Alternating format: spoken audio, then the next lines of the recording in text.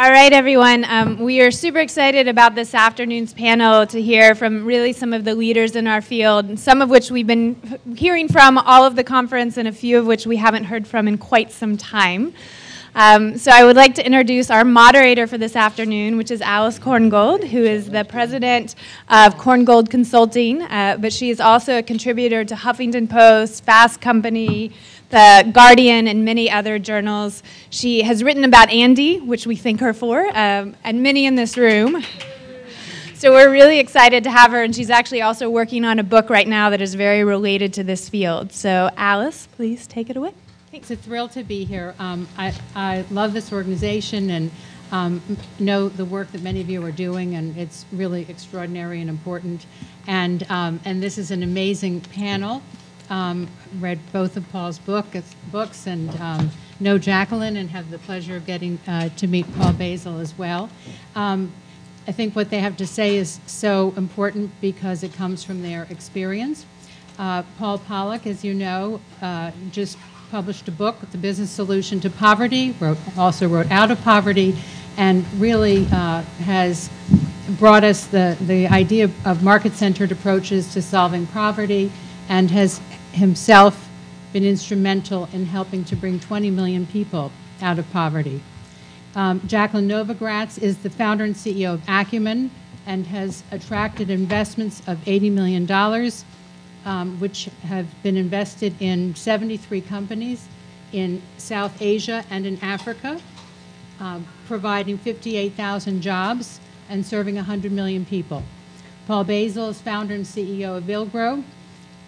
He, through this organization, has discovered innovators and incubated 60 companies, early-stage rural businesses that have impacted the lives of 5 million people, and he also is very involved in helping to build the ecosystem, social enterprise ecosystem in India. I heard Polak, the two Pauls, talking about work they've collaborated on together. Paul, can you please do us the favor of telling us, with regard to your book, about the thesis about business solving poverty? You have conditions that I find really striking, beginning with zero-based design, that are essential for business to be effective in solving poverty. If you could go through that list, please.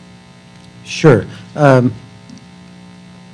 I got interested in the topic because for 25 years, our experience with IDE, which was a nonprofit using business methods, was successful in a way that I regard as limited. That is, reaching 20 million people and helping $20 million a day people move out of poverty is some degree of success, but compared with 2.7 billion people who live on less than $2 a day, it's a drop in the bucket. So I think that the single biggest challenge facing development is achieving scale. And to me, the only way you can do that is to use market principles. The degree to which we were successful with IDE was the degree to which we created markets in which poor people were buyers and sellers. So the real challenge then was, how could we move to a different level of scale? Fast forward now, the book really talks about creating a new breed of frontier multinational corporations serving $2 a day customers. The premise is that you can create global companies, and each of them have the mission of transforming the livelihoods, three components. First, transforming the livelihoods of at least 100 million $2 a day customers. Second, generating annual revenues of $10 billion. And third, earning sufficient profits to bring in international investment capital. So how do you go about doing that? And I'll keep it short, but we can talk about any piece of this. I think the first question is, why is it that big business hasn't, with the exception, in my view, of mobile phones, successfully earned profits in this market? And I think there are three reasons. One, most big businesses don't think you can make money serving $2 a day customers. Secondly, they don't have a clue about how to design products and services that are radically affordable enough to be attractive to $2 a day customers. And that includes the process that we described called zero-based design. And three, a huge challenge is how to do last mile distribution, which maybe it's more like last 500 feet. That is, a majority of $2 a day people live in remote rural areas, in small villages, and it just costs too damn much using conventional methods to distribute products. The book talks about the creation of 4 initial companies that have the potential of becoming these kinds of multinationals, but still early stage. Zero-based design is the equivalent in design of zero-based budgeting. Instead of tweaking a budget of an organization, maybe adding a little bit in R&D and decreasing the travel budget and changing capital expenses, every year you start by asking the question, if we started this organization or this company from scratch, how would we invest the money? That's a different question. So we can get into more details about the steps of zero-based budgeting. I think that each of these challenges are solvable. There are practical solutions. We're creating a last mile distribution system in India for the sale of affordable drinking water, and I can talk about that more, but there are ways in which you can make money addressing the last mile distribution problem, and the reverse is also true, last mile collection. The 4 companies that are in various stages of development are, first, a company that sells safe drinking water to the 100 million of the billion or so who don't have access to it. Second, a company that delivers electricity to many of the billion or so people who will never connect to the grid, but it relies on the design of a breakthrough in the affordability of small photovoltaic systems. The third is a company that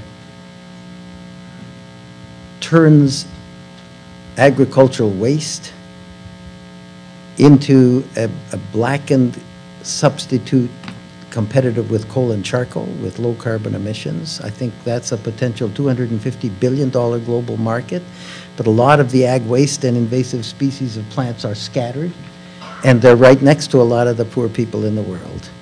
So these are the kinds of examples, but I think if you want to reach that level of scale, you have to start with a problem that has 1 billion customers, and realistically, you can achieve maybe a 10% market penetration, and there are literally 100 of those problems. There's a billion people who don't have access to sanitation. There's 1 billion people that don't have access to decent, affordable education, electricity, and so on. There are a lot of those problems. If you think totally differently, you can come up with scalable business solutions that both make money and address poverty. And the reason that I asked about can poverty solve business, I think that there's a huge untapped market. Many of the companies that deal only with the richest 10% of the world's customers and deal only in the West, their sales are flat. Many of them have started entering emerging markets successfully, but more with middle-class customers. Where's the next opportunity? It's with 2.7 billion customers. That's 40% of the customers in the world that are underserved. So I think in the future, companies, most multinational companies who don't know how to earn attractive profits and create markets serving these customers will lose out to the companies that do. Thank you. Thank you. Jacqueline, what's your experience in working with multinational corporations, and what are your reactions to Paul's thesis? I feel that at the brink of a new kind of conversation in this room. The people in ANDE are so important to it. I wish there were more global representatives that were having this conversation, because I feel that the whole game of what is the role of business is up for grabs. And in fact, the whole conversation around all of the important institutions that dominate our lives are up for grabs. And those of us who are in this space, which I'm not even sure what it is anymore, impact investing, patient capital investing, new metrics, all of that are part of that conversation. And what's so exciting is that the corporations want to be part of that conversation, and they're starting to ask the questions as well. What is the role of business? I get a little nervous when I hear that business alone is going to solve the problem of poverty. Certainly business as is not. And part of the problem there is that we continue to drive the definition of business by shareholder value. We are not incorporating societal value into the boardroom. We are not incorporating how we treat our customers into that calculus. And when you look at some of the multinational corporations, including those in the United States, they are paying their employees so little that their employees who work full-time have to be on food stamps to survive. So we are seeing this huge inequality that is happening as a result. And we as organizations, whether they're accelerators or they are patient capital investors or they are enterprises using the tools of business to serve the poor, I think we are now part of a bigger global conversation and have a responsibility to be more thoughtful about how we measure impact, the different kinds of capital, including grant capital to build those businesses who ultimately are about adding value to society. And I think we're in for a real run because transparency is going to be pushing. So my sense is that all of the work that we do, that we've all got up our game, frankly, and that we've got to find more nuance to the way that we're having these conversations about what is the role of capital, what is the role of business, how do we measure the change that is made because of this interplay of financial capital, human capital, the businesses that we create. And would love to talk about that as you may not agree with anything that I've just said, Paul, and I would love to get into that conversation because I think that the work that you're doing is so important. But if we're only looking at creating more businesses that serve 100 million people with these annual revenues and we define it only in terms of scale, we're at risk of still not getting to the questions of true impact and real poverty reduction by actually empowering people to make their own decisions and be part of the global economy. Thank you. Paul? Yeah. You know, I'd like to talk about two examples. A company called, many of you might be familiar with a company called Promethean Power Systems. What it has done to creating a cold chain for milk being sourced from villages of India, which otherwise milk was never chilled in at the village level cooperative society. It took 3 hours for the milk to reach a large bulk milk chiller. What Promethean has done with its rapid refrigeration technology is to make sure that milk gets chilled at the village level. And what it does is, therefore, it creates a cold chain, reduces losses, includes more farmers in the process. Now, the point that I'm trying to make is not talk about Promethean, but what is important is, stick this into the supply chain of large dairy companies. And what it has done is, it's actually included farmers in the whole value chain and therefore created better livelihoods, reduced losses of milk. And Promith, in partnership with large dairy companies in India, with large cooperative dairy companies like Amul and Hatsun, has really made a big change in the way milk is now sourced in villages. So that's one example. And I think there's a huge lesson to be learned how a small business can actually work in hand with a larger business to grow its business. So that's one piece. In 2007, a young IT entrepreneur walked into our office and actually talked about the power of urban India having leveraged work from the United States. You might be unhappy about this. Work from the United States and Europe and doing data entry in villages across India. Women in villages across India who are educated leave their villages in search of jobs in cities. She actually thought about actually giving work to these women to do good data entry work right in the villages by setting up a business process outsourcing. She created those centers, and it didn't take a long while to convince Infosys, a large multinational, to start thinking about creating Infosys delivery centers in villages across India.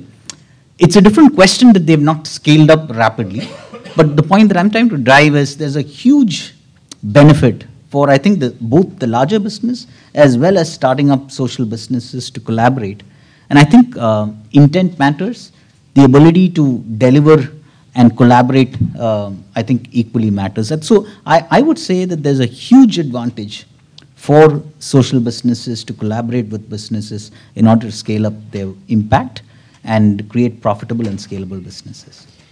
So let me ask the audience again.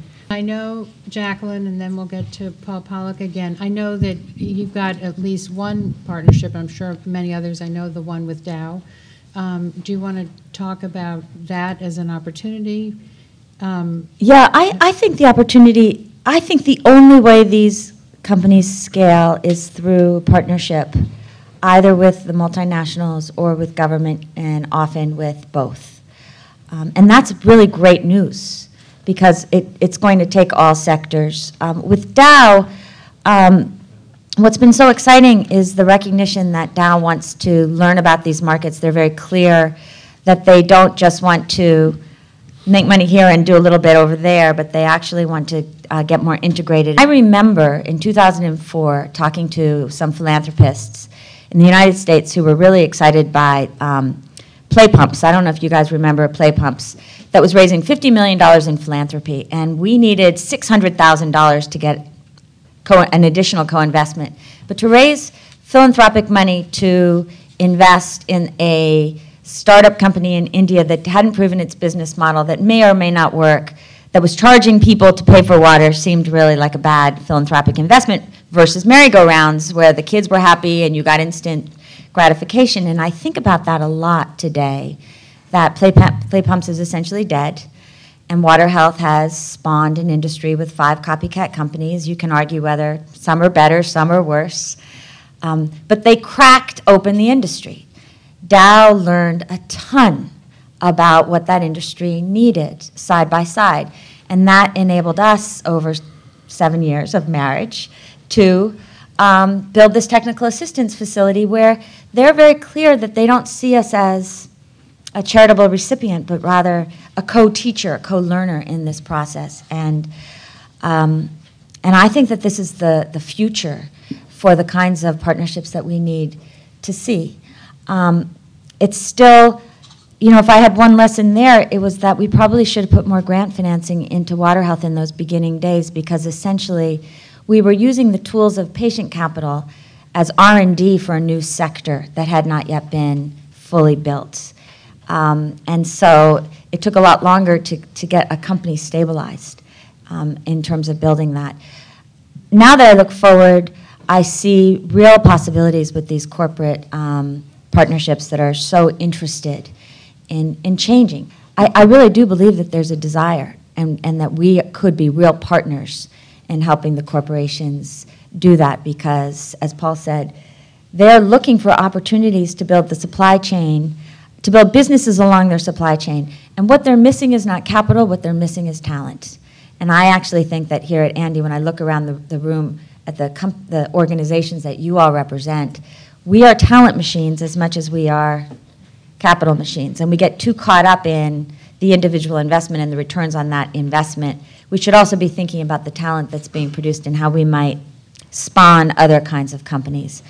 Other example would be what Shell has done with Husk Power, whereby they came in with the original grant capital to support an entrepreneur to look at building off-grid biomass systems to bring electricity to the far-flung reaches of Bihar, where people make $1, $2 a day. And hats off to Simon Desjardins, the Shell team, Chris West, for, again, this has been a 7-8 year ride with them. We came in with patient capital, and now more traditional capital, including the IFC, have come in to bring electricity to 300,000 people, not without side-by-side grant assistance to build a university to train talent. So I think that it's corporations that see what's in their interest on the learning side and are willing to provide talent, and then from the impact space, recognizing the capital that different people are bringing from an accelerator and grant financing up through patient and impact, but that we're clear about these different stages. There's opportunity like never before, and that is a really optimistic place to be. Thank So you. can I make a quick Yes, I was comment? going to ask you, Paul, what you think of the... I think it's useful transition when Dow supports Water Health International. The real revolution will come when Dow invests seriously themselves to make money in this market. When Shell invests seriously as an opportunity to make money at scale in this market. When Microsoft not only funds the Gates Foundation, but actually creates products and services that are attractive to $2 a day customers in order to make a profit.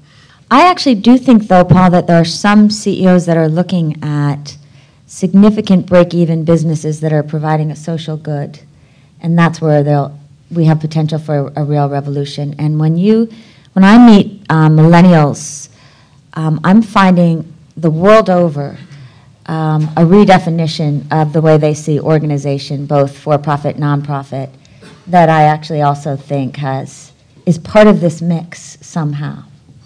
So for me, it's not about investing in something that will break even.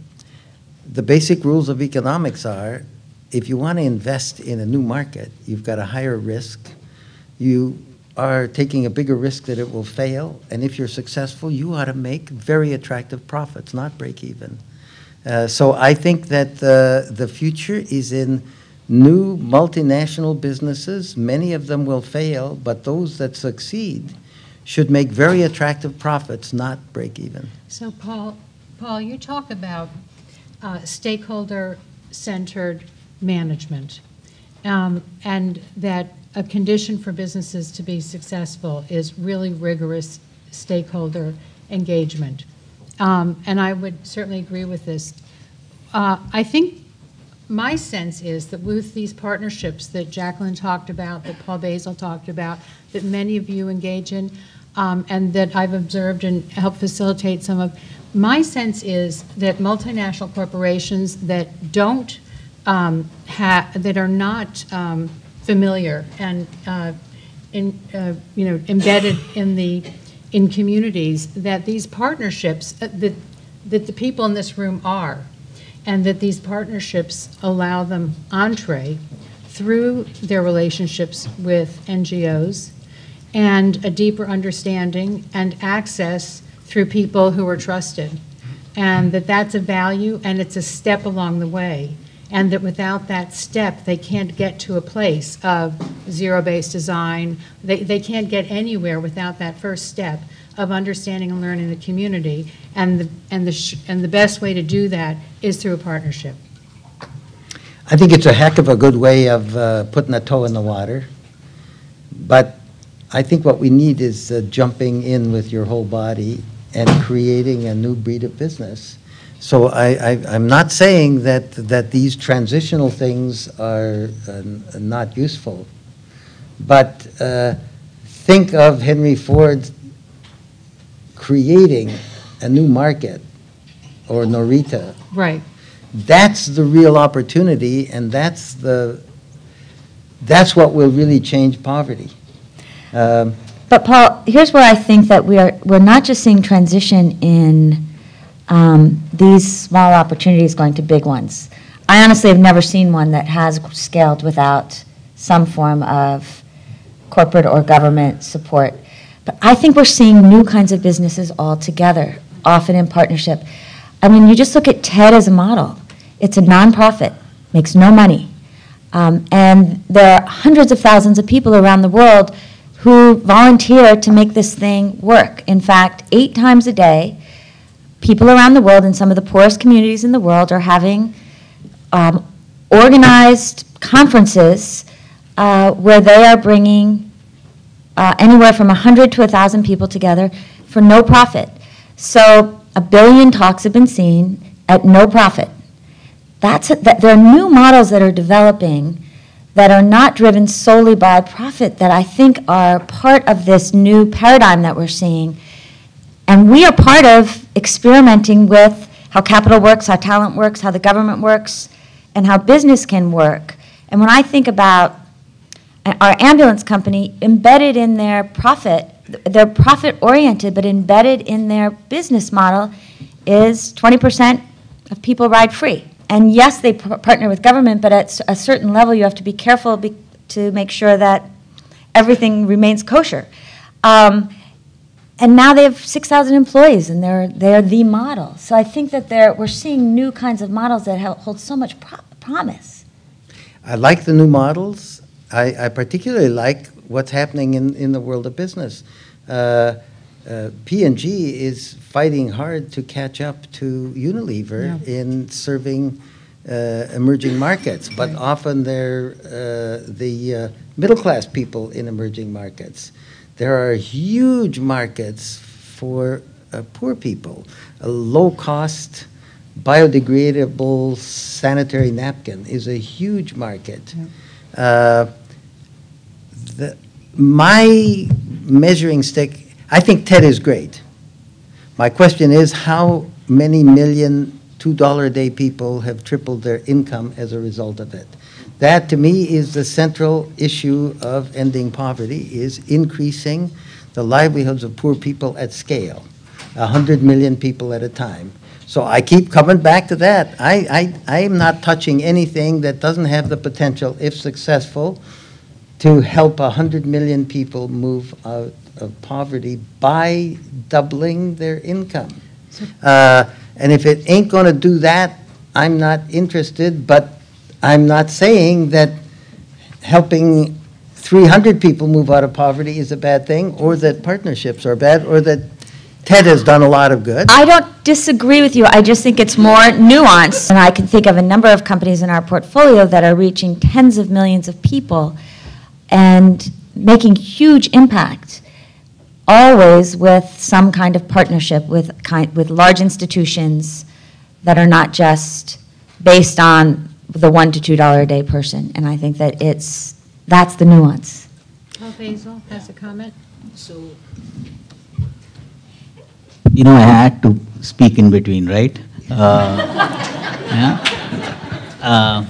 No, not really. You don't have to if you don't want So let me. You gotta like this. You know, in India, Where is one of the India, things, one of the things that we've seen is, you'd be surprised, the Planning Commission, scalable businesses haven't happened, but over the last 20 years, Planning Commission has assessed poverty, and over the last 20 years, they say, if the numbers are to be believed, that poverty has come down from around 44% to around 21%. Why that has happened, we don't know. 100 million scaled up businesses haven't happened. We're all struggling to build an ANDE chapter in India, right? Now the point is, I do believe that there's some way wealth has trickled down. So I do believe that it's always about trickling up, but in some way wealth has trickled down. I think it's a combination of things that have happened over the last 20, 25 years. Entrepreneurship has increased, jobs have been created, people have been employed in cities, migration has happened, people have sent back monies to villages. As this happened, the quality of life has improved, people have bought better services and products. So in Bihar, as Husk Power Systems sells its energy and lighting services, people buy back because now they want to connect and they want to charge. More than lighting, they want to charge their mobile phones, and they value that. So the point that I'm trying to say is the diamond that we all visualize, Paul, and that you're talking about millions of people there, at least in India, we're seeing the pyramid give way to a diamond.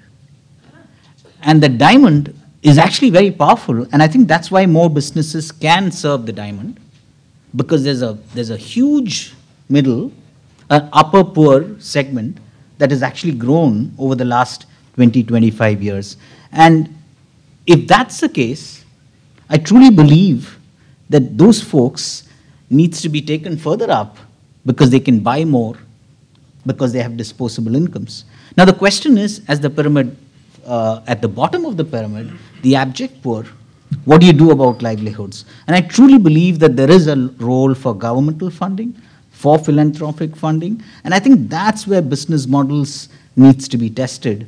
And that's where that diversity in business models and de-risking of business models needs to happen before investing can happen, before even corporations can actually put large sums of money to actually scale up some of these models. So I agree with Paul that there is a diamond that is actually now out there, and there is a market to be served, but I think there is a lot of model making to be invested in, and I don't think corporations are going to invest in models. They're large, big, bureaucratic organizations. These models need to be created by social entrepreneurs, and I think if corporations want to scale it, they can. But I think that's those partnerships I think we need to be building. And if we can really condition corporations to partner with small businesses who nimble, who've shown opportunities, build models, and if these large businesses can scale them, I'd love that to happen and see. You know, when I asked at the opening, how many of you thought that can businesses solve poverty, and most of you raised your hand. When I asked can only businesses solve poverty, very few of you raised your hands. And I think many of us would say that partnerships are important to the solution. And when Jacqueline said, you know, I can't think of examples where partnerships weren't important, that started to get me thinking. My book is based on a lot of case studies, and at first I thought, oh, well, maybe M-Pesa, but that was not. There was a partnership. The first dollars were DFID dollars. Yeah. And without the DFID dollars, Vodafone would not agree to it. No way. I mean, I interviewed the people who, I think it was Michael Nichols who got the first dollars, and I spent a lot of time with Michael Joseph, I think it was, who was the CEO of Safaricom. I mean, that's a huge success story. That was fantastic. But the original dollars were DFID dollars. So I can't think of an example of where, and you know, I think any company, when they embark on anything, you go to experts. And these are the experts in the room. Paul, companies call you all the time, I'm sure, and Paul, Basil, Jacqueline, everyone in this room. You talk to experts, and then you get to know the field. So that's just logic. It would be foolhardy not to. I mean, that's their R&D, as Jacqueline said. Well, and that's why I keep coming back to this great opportunity that we have in this room to move beyond. It feels like sometimes we get into these parochial debates about what kind of interest rate are we getting, rather than are we actually solving these problems, and can we get more nuanced about the kind of capital, the kind of talent, the kind of structures and partnerships that will solve them. Because I also think there are, and it's really picking up on some of the great work that you've done, Paul, there are problems that we can, and companies that will grow fast and those that will move slow. And when I think about some of the tech solutions that are reaching the poor and really seeing fairly significant increases in their income, I think of Sproxel, which is in partnership with big corporate, big pharma, so that it's a blister seal on medicines, and you scratch it off, and you text the number of the medicine into your text in your cell phone, and you find out immediately if it's counterfeit or not. We've already seen 4 million people use that, and the company looks like it's going to succeed. We didn't need patient capital so much. When I look at a company like Sanergy, which is looking at sanitation in the Nairobi slums, which has an interesting business model that needed early stage grant money and very patient capital to experiment with selling latrines to micro entrepreneurs, collecting the waste, solid and liquid, on a daily basis, converting that into fertilizer, and selling that to a commercial fertilizer market which does not exist. That takes a lot of behavioral change, and that takes significant market change. So I'd like to bring the discussion back to what I consider is reality. And my view is not going to be shared by everybody. Or at least some people. In my view, conventional development has failed. Corporate social responsibility is primarily cosmetic. Charity does not end poverty, although it has its uses, as does public investment. And impact investment is terminally confused about the relationship between bottom line profits and social mission.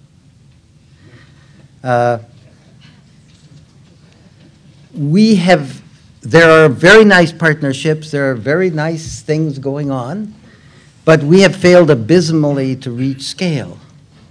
Part of it is that we haven't applied really basic disciplined business practices. I don't think that there is a single answer. I don't believe business is the only solution to poverty, but it has never been given a real chance applied in a disciplined way at scale. And those businesses can come from a startup like Jobs and Wozniak becoming eventually a multinational, or from a multinational, but we need models that are successful at scale. And with all respect to you, Paul, I think that the diamond that you're talking about in India is actually a phony ruby made out of cardboard. Paul, I'm going to defend you for 1 second here. Is there an example of a company that you think has achieved what you're talking about? Well, let me just say, though, that to quote statistics about poverty is like using the Bible to support any position. Here's my view of reality in India. There's 300 million people who are still going hungry in spite of the rapid growth in India. So there's a tremendous problem. And some of the stuff hasn't solved poverty, but the tremendous growth in population, if you talk about percentages, the total number of people that live under $2 a day is the same as the total population of the planet some time ago. Here's the example that has occurred just about by accident, but that is an example of reaching scale through a multinational corporation. It's mobile phones. It's reached hundreds of millions of people who are in $2 a day poverty. Even if they can't afford a phone, they have access to one, and small farmers learn about markets. Yes. And there are lots of opportunities that are not met, and I hope people like all the people in this room can start thinking creatively about how to use business principles at scale with new models. This isn't trashing what's been done. I think some of the examples you gave are superb examples, the dairy industry and so on. But we don't have enough examples at scale that do what, when you talk to poor people themselves as customers, their most important single thing is increasing their income. We don't have enough models that increase the income of $2 a day people 100 million at a time. Until we do, we'll never make an impact on 2.7 billion people who live on less than $2 a day. So the positive side of what you're saying, Paul, is that... You're searching to find a positive. No, because I think I actually think it's really important there are no answers. There are no easy answers. And all three of us are doing our best to bring forth at least some possible solutions. What I would say on solar, though, which I do think 20 million is starting to show scale. I agree. It's created an awareness that poor people will pay for solar light, and that I actually think that we've got an opportunity not unlike cell phones with solar light. The learning that Acumen has gained from investing in some of these subsectors in energy is that when you're first introducing solar as a substitute to kerosene or to wood, you're in a situation of a pull market, and that it is not enough just to put these solar devices, even with cell phone chargers, into the retail distribution network. People don't buy them, and often they're blocked. What's been fascinating to us, and I feel like we're just at the beginning of our learning curve, is that once you've penetrated and moved to early stage conversion, you quickly move into a push market, you quickly move into a pull market. And not only do you start to see an acceleration of demand for the solar and for a suite of products, but what's so interesting is they start demanding electricity, household electricity. So then companies like Orb and MCOPA actually have more access by piggybacking on those early stage solar conversion areas. And so it all goes back to a little bit, you said you had to be in the middle of us, but I would say there's a spectrum of all of us that we don't have the answers. And so we all have to have the humility to keep trying, keep failing, keep being honest about what works and what doesn't work, but being audacious to keep going out there believing that we could find at least better questions, if not the answers. I think we are starting to see things at scale. I think D-Light is hitting scale. I think Zakitsa Ambulance is with 2 million people served this year, 6,000 people. You can't help but see that it's actually possible to run an emergency health service that's not corrupt, that's not broken, and that doesn't just work with the rich.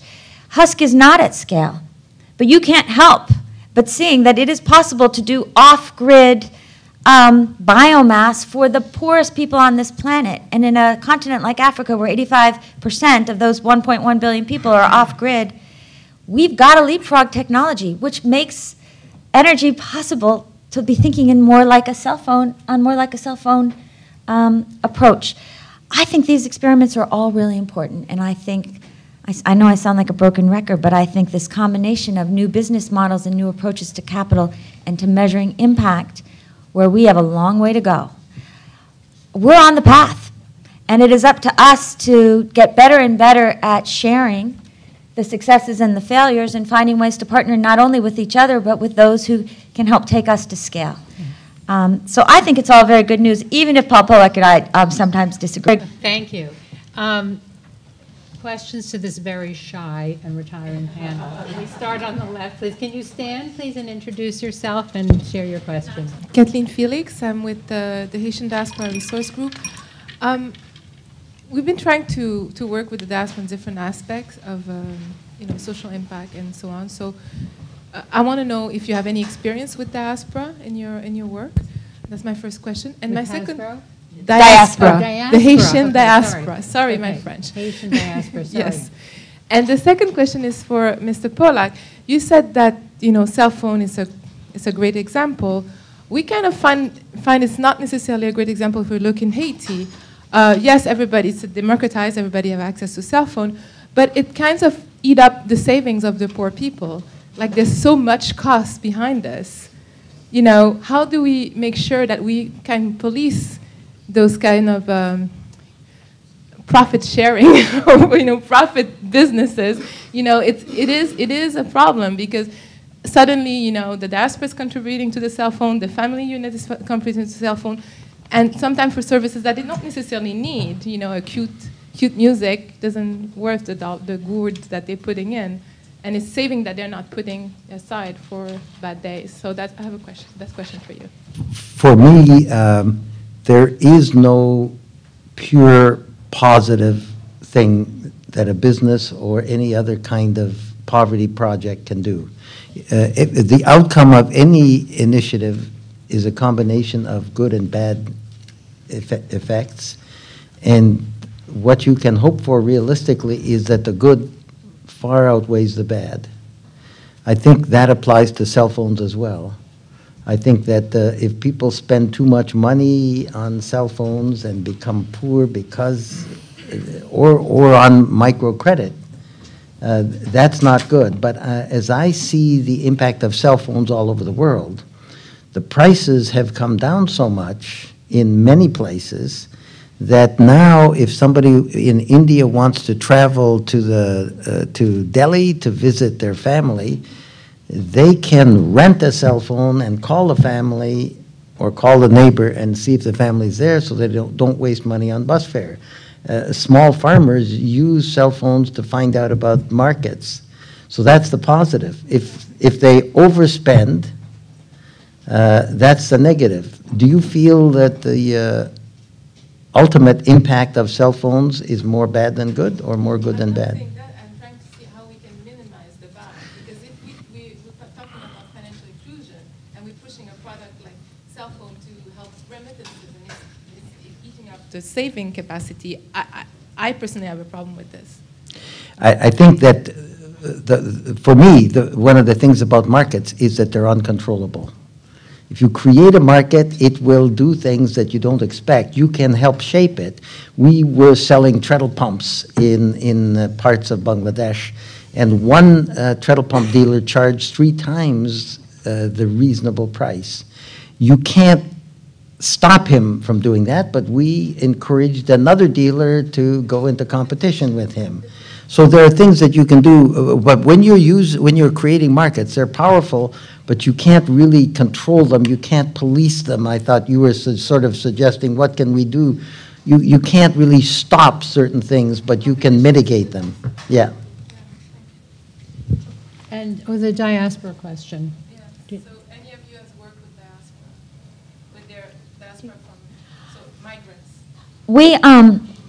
We work with diaspora. You mean we work with diaspora primarily in terms of part of our ethos is that we want to raise money locally because to break the development paradigm that Paul's talking about. And so I'm looking at our ANDE, who was our Pakistan country director for many years. When you think about Pakistan, we raise significant money from the diaspora as well as from local Pakistanis, and then connect people within the diaspora as well as internally as advisors, as mentors to entrepreneurs, and that has provided an extraordinary bench, if you will, of talent. At the beginning to just provide coaching, increasingly to actually sit on boards because they've become so much a part of us, and I think it's a really powerful, powerful opportunity. I know that there are companies that are emerging, certainly in Kenya, where diaspora people can buy groceries for their loved ones through Acumen and other grocery ventures. We haven't done a lot of that, but I think that there is huge opportunity there. And probably Kenya would be a really great place for you to look. Mm-hmm. I'm going to go to this side. Thank you. Oh, here, you have a microphone. Can you introduce yourself, please? Max Pischlik from South Africa, from Impact Amplifier. I had a conversation about it. I was listening to a conversation about a month ago in South Africa by, I think, Jay Naidu and Adam Habib in South Africa, being the most unequal country in the world right now. So coming from that context, they were saying, they came to the conclusion that it's not poverty that creates civil war, it's inequality. And I really wanted to reflect on that and really ask this question, because I don't think it's really about punting more products and services to people who earn $2 a day. Isn't it really about building their productive capacity? They can go from $2 to $4 to $8. And in that context, if I look at the example that Paul did from Villgro, yes, having small suppliers into dairy value chains probably ups their income quite significantly. With some products and services, yes, you can sell 20, 40 million units of solar lighting, but maybe you can only increase capacity because of the sale distribution, but the product's still being made in China, etc., etc. And I think, don't we all need to go over collective learning where we talk about inequality quite deeply as this community, rather than it's always impact, measuring impacts, and putting more products into poor people's hand and making multi-billion-dollar companies. And I think we don't really understand that. And I think the US is going through becoming more and more unequal all the time. And I think that's a discussion that we don't talk that deeply, inequality in the impact investing community. And I just wanted to reflect back on that and see what your comments are there. I might have sounded like I was a raving lunatic when I answered the first question.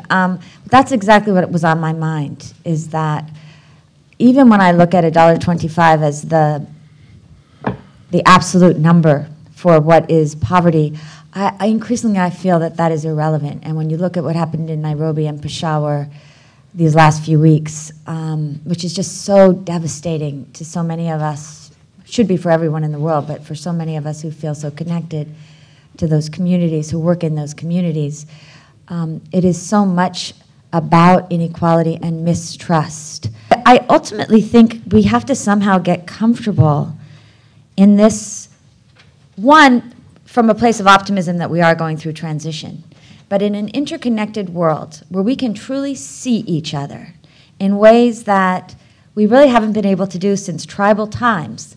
We've got to start thinking about the economic systems, the social systems, the political systems, the spiritual systems of a single tribe. What does that look like? How does capital work? How do we build companies? Which is why I don't think profit maximization can be the only metric for how we create companies, or we are going to see capitalism and democracy fall. And we who are in this experimental place have an opportunity to have a strong voice, but none of us can figure it out alone. So if I could just add, I think we need to be careful not to make assumptions about, for instance, it's natural to assume if you're looking at big companies and reaching a lot of people, that what you're doing is selling consumer goods to $2 a day people that they don't need. What I said very specifically was the companies that I'm working on are capable of transforming the livelihoods of $2 a day people. That's the number one thing. To me, the most important variable determining inequality is income. And so for $2 a day people, the most valued product and service is the products and services that are capable of transforming their livelihoods. Those are the things that you start with, and then once they move beyond the edge of survival, they're consumer goods. But don't begin by assuming that if you're creating big companies for serving $2 a day customers, that they're selling them a bunch of consumer goods that are questionable. So the goal is job creation. Job creation is part of it, but income, jobs, there are 10 million Kirana shopkeepers that are entrepreneurs in India. If they can earn more money from their shops, they will move out of poverty, they'll hire people. So jobs and income is what the critical product is to serve poor people. But one of the challenges, and I think the big challenge that I see is 90% of new businesses that we see are talking about seeing the poor, seeing the low income as customers and consumers. And I think part of the challenge is it starts from design. And at the design phase, the question that you ask is, how much will they pay? That's the first question, right? So you're actually talking about taking wealth out. I don't mean to say that wealth is taken out literally, but you're talking about, is there a disposable income? Can you actually sell a product? Now, I think that thinking has to change, and much of the livelihood generating enterprises we are talking about is offering a product or service that can actually enhance incomes. And that's where value chain kind of businesses actually make a lot of sense. But I think it's important to change the way we think right at the time of designing products. I think this question of how much can you pay is a relevant question, but I think it sets you to build products and services which see the poor as actually buying products and services. Jenny has somebody here for a question. Mildred Collier from Small Enterprise Assistance Funds. And I'd like to just follow along that line because I feel like what we're talking about is really leaving small and growing businesses out of the equation. We're talking about multinational corporations and how they sell to the destitute poor and perhaps get them to microenterprise. And what we're all about is small and growing businesses. And why are we, not, thinking more about using them as the engine to lift poverty, giving jobs to these folks, via small and growing enterprises, as opposed to making everyone into, a self-employed micro-entrepreneur. And I know that's not the whole picture, and obviously some of your Corona shops will grow, but I think, the conversation needs to start, at another level if you're serious about using what's already out there in the existing SME space and scaling up those companies as opposed to everything being new technology, new startups with long trajectories. Thank you. Do you want to address that? Or accept that as a good point, or address that? I think the devil's in the details. I think when if you want to reach scale, you need to design a strategy for scale from the beginning. The companies that I'm talking about actually build in working directly in partnership with hundreds of thousands of small enterprises. You cannot do last mile distribution without taking advantage, finding. So we have a process in locating 50 villages of talking to village elders, finding from them who they think the best enterprise is. Then when we build a structure in a village for selling drinking water, we hire local artisans, which are entrepreneurs, and then the shopkeeper hires local small enterprises to deliver water to people's homes to make money. So the way you reach scale is exactly what you're talking about, only instead of just doing it with a few small enterprises, you develop a scaling strategy that energizes hundreds of thousands of enterprises if successful. So it's too quick. When you think of scale and big business, it's too easy to write it off by saying this is against small enterprise or it's just a consumer society. No, we have to come up with totally different models, and these big businesses cannot adopt the values of unlimited and unfettered growth and ignoring the values of the people who work there and the partners. It's a new type of business that has to be developed. So, Paul, this can be a small and growing business that connects up with the micro enterprises, right? Sure. Right. Okay. And if you're creating a big business from scratch, it starts as a small business that grows. I think, though, what I hear when I hear you saying that is, again, this definitional problem that you're hearing through a lens of small and medium enterprises. You're talking about the multinational, $100 million, $2 a day company. We're talking more about accelerating and building businesses that can disrupt and serve the poor with services. And we've got to figure out from which perch are we speaking, because we need it all. One of the things that really excites me that's coming through ANDE is, and through the sector that's being created, is GIN, IRIS, the standards. And I think about a company called Gulu, Agricultural Development in Gulu, northern Uganda. So you've got a post-conflict area where people have no skills, no trust, no money. Great entrepreneur, Bruce Robertson from South Africa, great Ugandan team. And he needs grant financing from the Scandinavians, initial startup capital, working capital of Acumen, and talent. We've had 3 Acumen fellows really supporting that work. And today, you're looking at 40 to 50,000 smallholder farmers, which is 250,000 people. really seeing significant livelihoods and producing 8% of Uganda's cotton and learning what that means, both positive and negative, what some of the implications of low trust economies have when you inject income and livelihood into them, and some of the new challenges that that brings. So I think we need all of this. We just need more clarity around what's working, what's not working, and what are we learning across this so that we can have the bigger societal conversation about each of our roles. Thank you.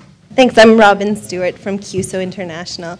And I think touching on this scalability and connecting that with the competition issue, my observation is that in a lot of countries we've moved beyond the expectation of employment in a multinational company, and that actually the promise of entrepreneurship and small and medium-sized businesses is that they make better employers, they create a more diversity in terms of employment options. Most multinational companies can't employ the poorest of the poor except in labor, sweatshops, things like that. So, and then I think you mentioned competition and how important that is, and the cellular telephone industry is just one of those things. You have to have a certain threshold of scale to be able to make infrastructure investment, but that's not true of every type of business all of us ANDE members are working with. So, I mean, just briefly, how important is scale, and should we be, you know, there's multinational kind of ambitions in some areas, but in other areas, should we be looking to that, or should our goal be a diversity of small and medium-sized businesses that can provide support to the communities? Because I think the biggest complaint about MNCs is their detachment from the community and the poor effect that has. So the question is, should Oh, I thought that was addressed to Paul Polak. I'll give him last word.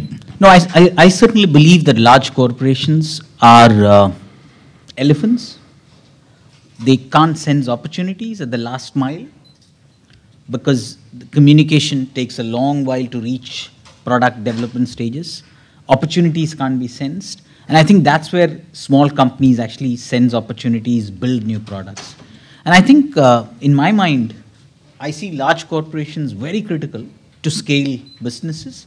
And I think that's where I believe that both coexist.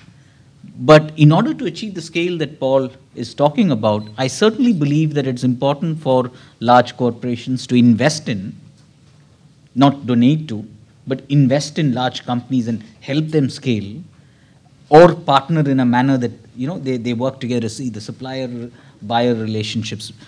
And I don't think corporations can solve the problems, because in my mind, they don't innovate. And if they innovate, it's going to be very isolated cases. But if they do, they can make a big difference. But I don't see that happening in large flow. So I believe that it's as an investor, it's a partner relationship between small and growing businesses and large corporations that's going to make the big difference. I think in the 12 years of investing through Acumen, we're starting to, when we started, it was all about scale. And I think we're starting to see that there are different definitions of scale. And so in some cases, when you've got 2.5 billion people with no access to sanitation, almost anything in India, you know the numbers really matter. In other cases, when I think about Husk, 350,000 people, 65 million in Bihar alone have no access to electricity. And yet, as a model, it has caught the world's attention. And so Husk is now consulting with Avni, another one of our companies in Himachal Pradesh, that is using, that is actually gasifying pine needles. And Husk provided the consultancy to make that happen. And then the US government, which is looking for Power Africa, took that model and is experimenting with it in Tanzania. So Husk, by a singular definition, as a multinational corporation, has not scaled. But as a model to experiment and change indeed has.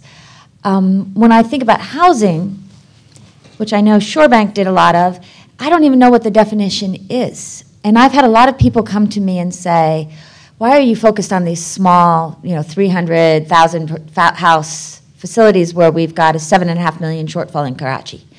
And then 10 years later, we've got those 1,000 houses built, and that big government scheme has 12. And so I think that when I look at what Javad Aslam did with Saiban outside of Lahore, again, not only did he capture Pakistan's imagination by providing the first mortgages to low-income people and showed that you could build $4,000 houses, sell them, but more importantly, by using this combination of different kinds of capital and talent, it's one of the only communities where there has been no ethnic violence. That captures a lot of people's imagination. So that's not scale by anyone's definition, but if you think about what we say at Acumen a lot, that in a cynical world, the most radical thing you can do is create hope. That's pretty damn good. Thank you. Paul? Let's all agree at the outset that a lot of multinational corporations suck. Except for the ones that... Well, the issue of scale is not an issue of multinational corporations. It's an issue of the size of the problem. There are 2.7 billion people who live on less than $2 a day, and we haven't made much of a dent in that. So come up with your own idea about how to do it, but in my view, doing it 12 people at a time isn't going to cut it. We have to find ways of addressing the problem, which is a big problem. I'm suggesting, and if you have a look at the book, The Business Solution to Poverty, there are detailed plans about how to go about it. You might like it and you might hate it, but at least it presents one blueprint for reaching big numbers. And I think that at some point, see, the way I'm going about it, I've tried working with multinationals and it hasn't worked. Partly because, not whether they're good or bad, there's some really beautiful ones, but they're like the tanker trying to change direction. It's very hard to change. So I'm putting my energy, with whatever time I got, is in building stuff from scratch through processes starting with a proof of concept to a beta test to early commercialization. The issue is not whether multinationals are good or bad. The issue is, how do you address a problem which has 2.7 billion people that are the root of much of the conflict in the world, not because it's their fault, but because their violence is done to them. They're the root of much of the environmental imbalance in the world. How do we address that problem and make a real dent in it? We haven't done it yet. One option is to find things that work and bring them to scale.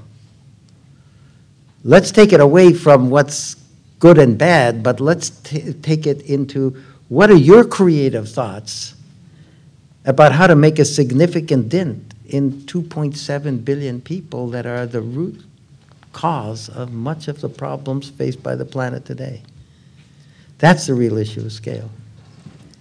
Thank you. Well, before I say final thank yous, let me mention that Paul's book is available, and he's signing books, right, after this panel? Yeah, just outside. I told him he's going to need to sign my Kindle, because I have both his books on my Kindle. I can do that. He can do that. He can do that. Highly recommend it. I highly recommend it. And I want to thank this extraordinary panel. I think we should have called it Throwdown, Can Business Solve Poverty? Very exciting panel. No, I know there's more agreement than disagreement, but it made for a great discussion from people with extraordinary commitment and experience, dedication, commitment, experience, and a room full of people who have all of that as well, and great questions, and the tremendous honor to be among you tonight. Thank you so much, and we can adjourn.